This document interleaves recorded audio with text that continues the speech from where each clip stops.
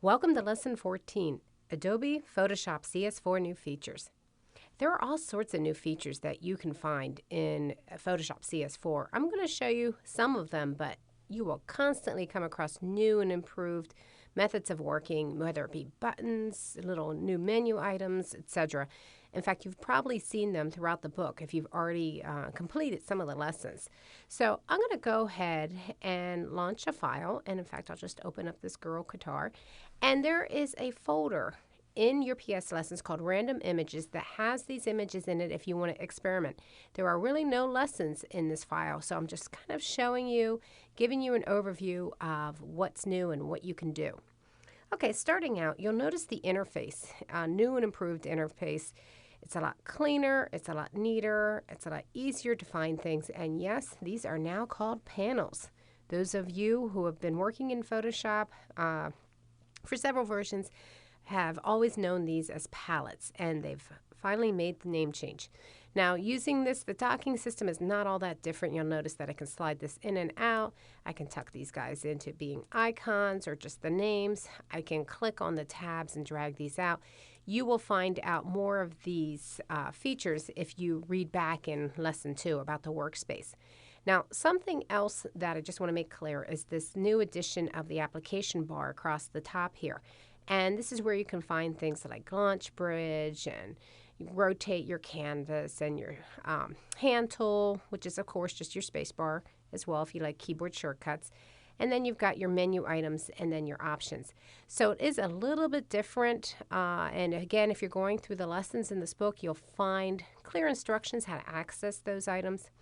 But let me just kind of jump in right now and start showing you some of the other new features. So we've got this particular image up here, and maybe I want to make a change, and maybe I've decided that I really want her to be black and white. I'm going to grab the Layers panel by the tab and pull that out, and I'm going to choose the New Fill or Adjustment Layer button and choose black and white. Comes up, and you'll see I now have an Adjustments panel. This used to be a dialog box that would come up when you wanted to make adjustments to a layer.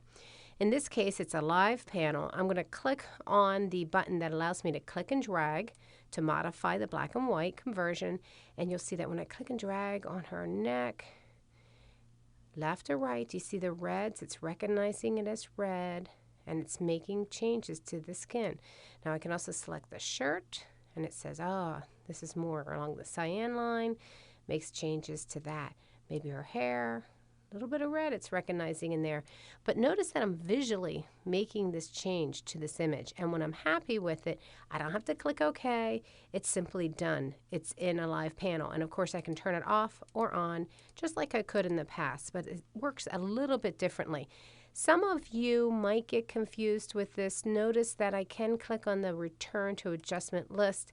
And here are all the lists of items that I can apply. So if I did want to apply another adjustment to this, I could choose the adjustment from here. So if I wanted to apply a photo filter, I could click on this, and you'll see there's the orange tint that's been applied, and it actually stacks these up in order. So just again, a different way that those are applied. Now, I'm going to leave this file open for just a bit, and I'm choosing Launch Bridge from the application menu. And I'm opening up the tennis image. So let's say that I want to mask out some of these items here. I'm going to take the quick selection tool and just start painting the sky. And of course, you need to have the right layer selected. So let me click on that, choose deselect, and we'll start painting the sky. Okay, so I've got this selection here, but I'm not quite sure if I like it. In fact, I can tell right now that I need to hold down my Alt key and get some of this tennis racket back. And I am going to take advantage of the new Masks panel. So I just went to Window Masks, and you'll see that I can choose to create a new pixel or a vector mask, depending on whether I have a pen selection or just a pixel selection. And since I just used my quick selection tool, I'm adding a pixel mask. Okay, whoa. So we've pretty much knocked her out and not the sky. Don't worry, you've got an invert button right in here in this panel. Allows you to flip your selection. Other great things, I can come in here and I can choose to feather this selection after I've made it. And you'll see I've got this line down here. Don't worry about that. I'll show you how to fix that in a short bit. But notice I can feather this. I can even change the density of that mask because maybe I want to show through some of that item. I can also click on Mask Edge, and Mask Edge will bring up my Refine Edge button so that I can do things such as smooth my selection, feather it in here, and of course, all that I'm doing with these controls down here is simply creating a mask so that I can see my selection a little bit better. So I'll leave it at white for this. I can contract and expand my selection and choose how much is going to be affected by my controls up here in the radius. So once I've selected this, you'll see that a mask has been added to this layer. You'll also see I've got this line down here. Now notice wherever it's black, it's covering up the sky. Wherever it's white, it's showing her through. So of course, I can just press X. See black and white down here? X. We'll swap those. Take my paintbrush, make it a little larger by pressing on the right bracket a couple times to the right of the letter P, and just painting black to eliminate that.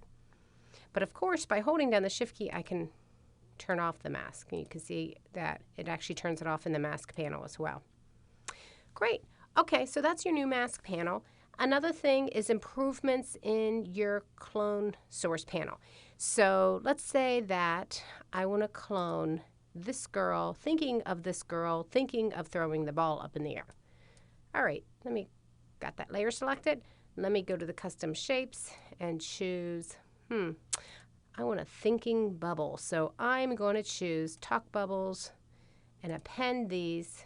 This is not new. You could always add shapes. Click on this shape, thought 1. Click up here to close that window. And maybe we're going to make her thinking. Okay.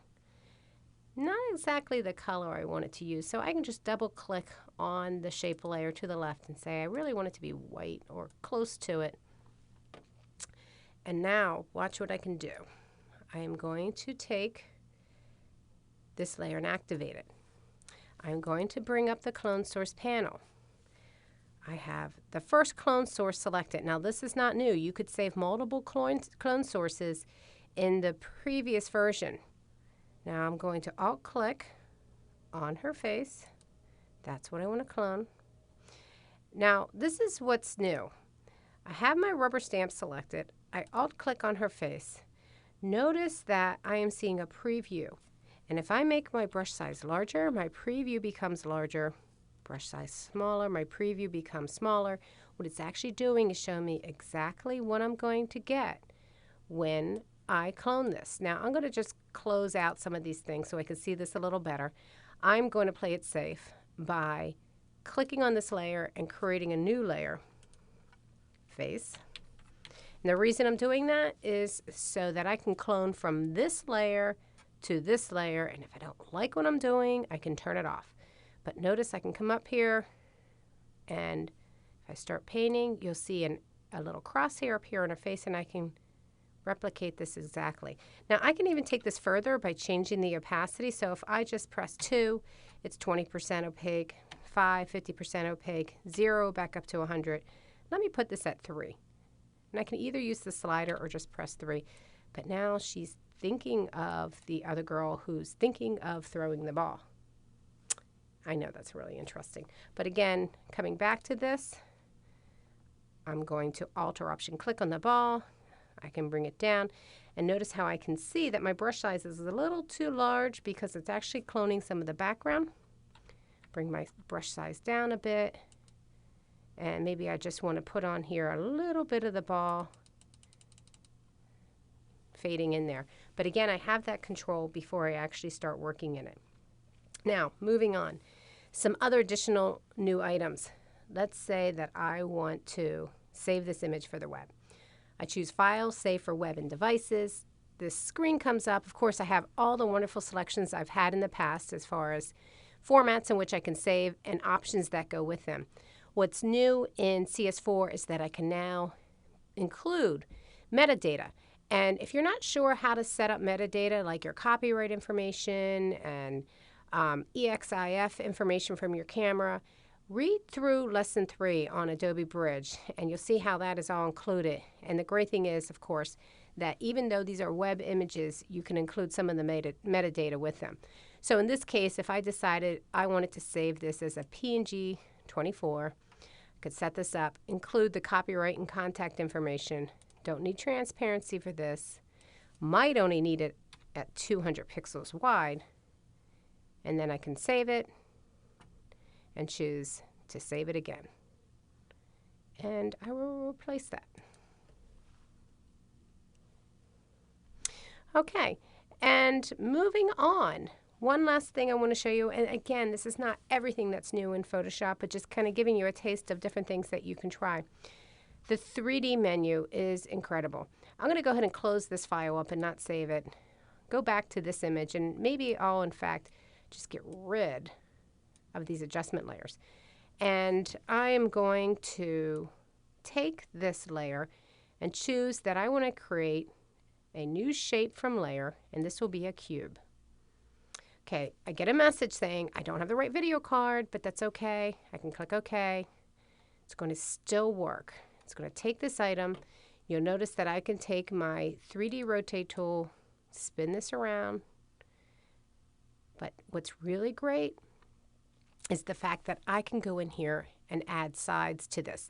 So I selected a cube. You could have selected coelacanth, you could have selected donut, you could have selected all sorts of different choices such as pyramid, but I selected the cube, and you'll notice that I can double click on these textures and then choose to place other images or cut and paste them. It doesn't really matter.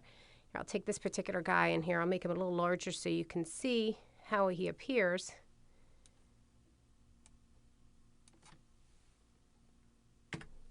I'm going to save it, Control S, and I'm going to close it. And you'll notice that if I spin this around now, what I've actually done is I've included him as an additional texture. And I can see back material, front material, top material. Let me just go to another one, top material. And in this case, I will place another image.